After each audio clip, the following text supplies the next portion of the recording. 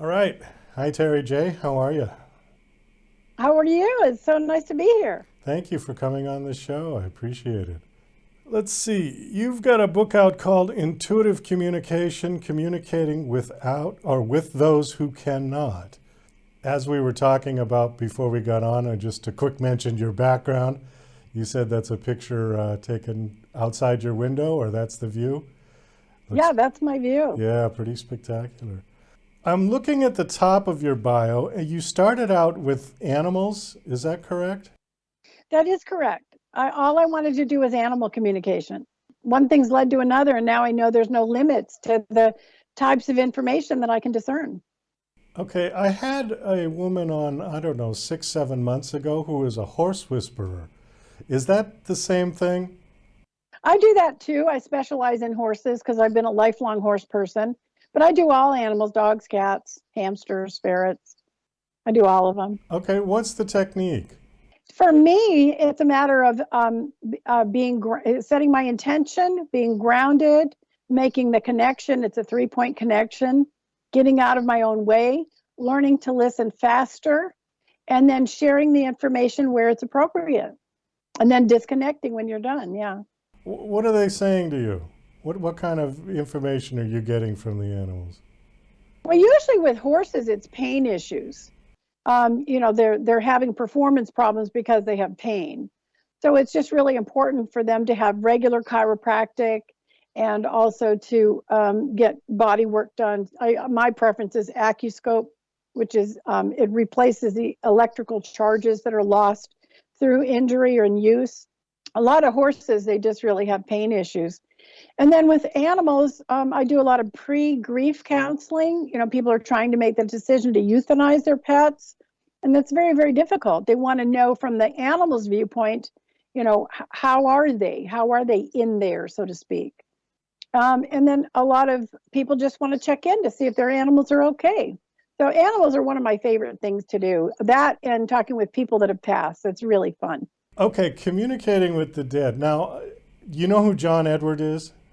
Oh, sure. Okay, he was on the show a couple of years ago. We had a nice interview.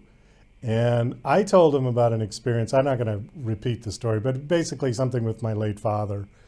And now John is very famous for doing similar things. Was this something that you were just kind of born with? You know, Doug, everybody's born with it.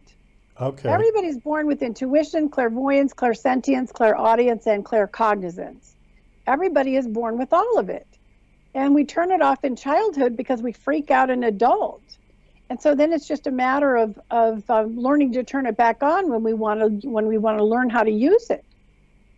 And so we all have it. These are not gifts; these are abilities. I have coffee with my mom every morning at 8 o'clock, and she's been gone 3 years. We have a blast. So I think it's really important for people to distinguish. Are we talking about, because I don't like the word ghost, because I want to talk in terms of physics. So we are 99% energy in a 1% physical body. And so when we die, all we're losing is our little meat suit or shell. And all of the energy that was us, is still here. Now, the interesting thing is you have to have discernment because everything negative gets shed off and left behind in the earthly realm. So all of your pain, suffering, anguish, unfinished business, regrets, all of that gets shed off and left behind. So only the positive, happy stuff goes to the other side. Well, a lot of mediums will tune into that negative energy garbage and share the information as if it is the spirit or soul of the person that has passed, and it's never, never true. You said you didn't like the word ghost. I'm not sure what word to use. It's just a hologram. Hologram is a good way of describing it. I see deceased people as holograms. Even deceased animals I see as holograms. It's just like the outward image of them. And the cool thing is they all look like they did, like when they were 20. They look really good.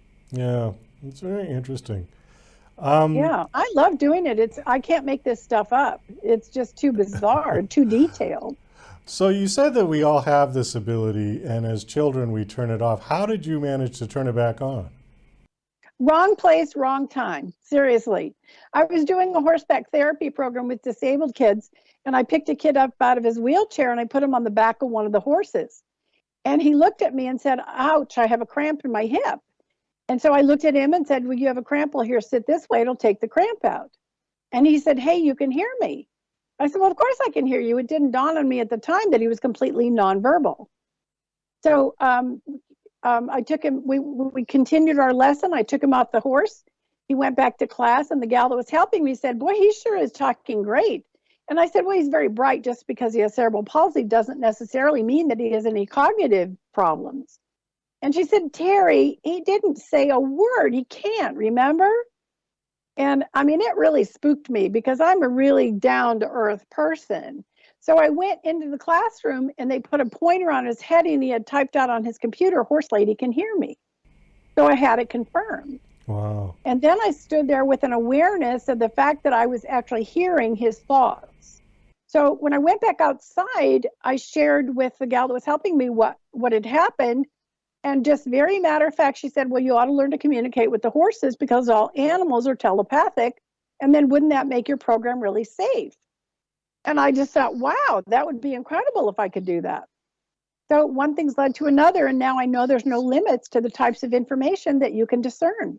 Well, I know that to be true with the animals being telepathic because I have 2 dogs and both of them, we communicate on such a nonverbal level. I mean, they just instinctively know something about me without me even saying anything. Not that they would necessarily understand it, but the communication is definitely there. I've seen it over and over. Yeah.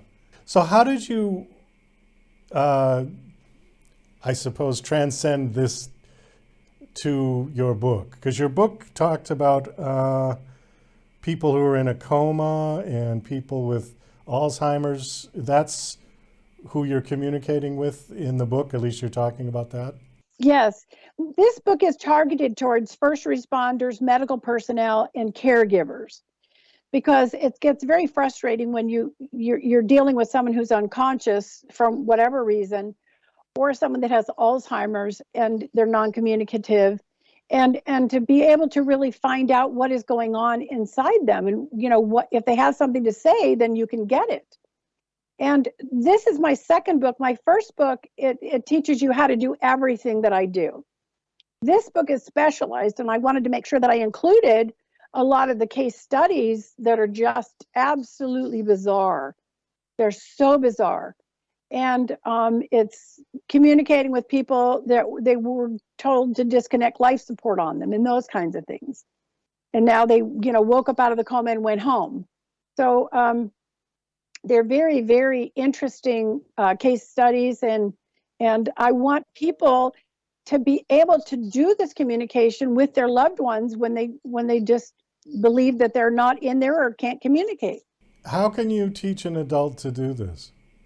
I mean, well, you said that yours came by accident with the disabled boy, right, with the cerebral palsy.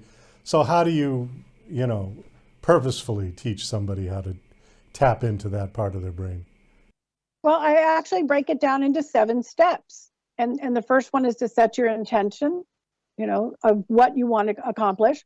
The next thing is to really just get out of your own way and to learn to ground. Grounding is an essential part of this. And a lot of people have trouble just even learning to ground. And then I have a 3-point connection that I teach where it's heart to heart and then third eye to heart. So you get a triangle. It's a point of physics. And anytime you have 3 points, energy can flow. And then it's make the connection, listen, get out of your own way, share the information where it's appropriate, and then make a disconnection.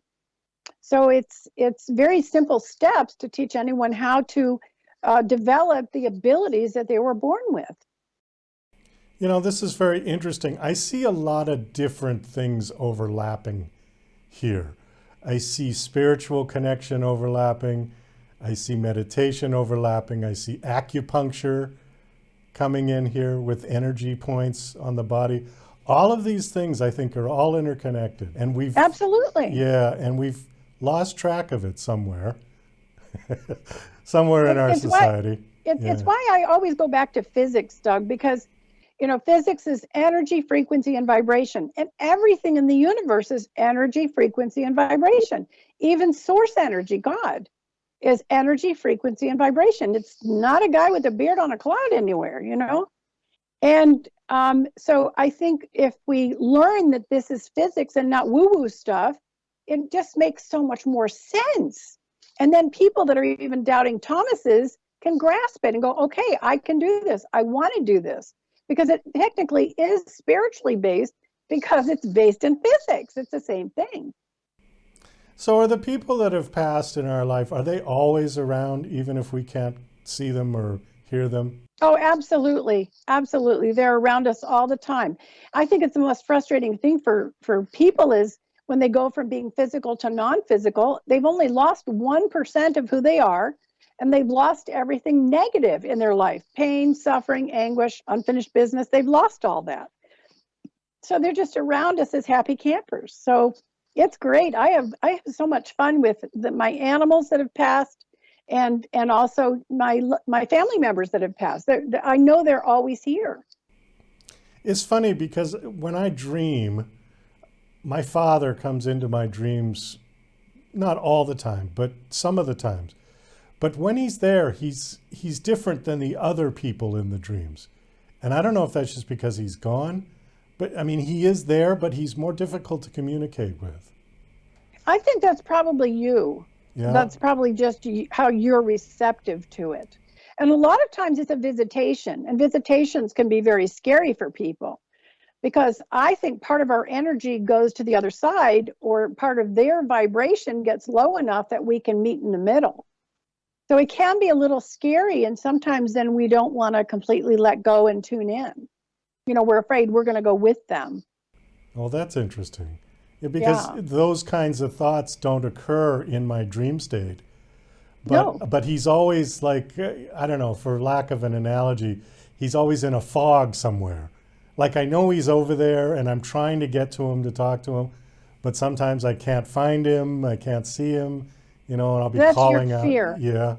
Douglas, that's your own fears. Because he's not really in a fog. The other side is crystal clear. It really is.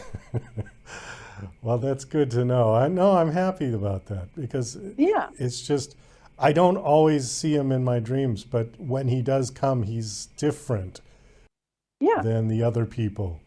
And it's interesting. Well, the other thing is that they return to being pure positive energy too. They can't see earthly matters. They can't see anything negative in the earthly realm. So that's where a lot of mediums really make a big mistake, is sharing negative information because they're tuned into the garbage they left behind.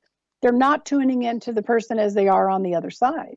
Are there a lot of charlatans out there doing this? Oh my goodness, yes. Yeah. I swear not a month goes by that I don't have somebody call me and say, I spent all my money with this medium in New York, and they were trying to help me get my mother to the other side, and I can't spend any more money with them, so I'm calling you because you're cheaper. I mean, really, they say that to me. And I just say, who's the district attorney in your town? Yeah. That's who you got to go see and get your money back. Oh, God. Well, Terri Jay, we do have to wind this down. Thank you so much for coming on the show. This has been very enlightening. Do you have a website you want to give out? Yeah, it's just my name, TerriJay.com. Okay, great. And there's links to your book and everything you're doing, yeah? Yeah, and my new book, The Intuitive Communication, that one is available on Amazon. Okay, great.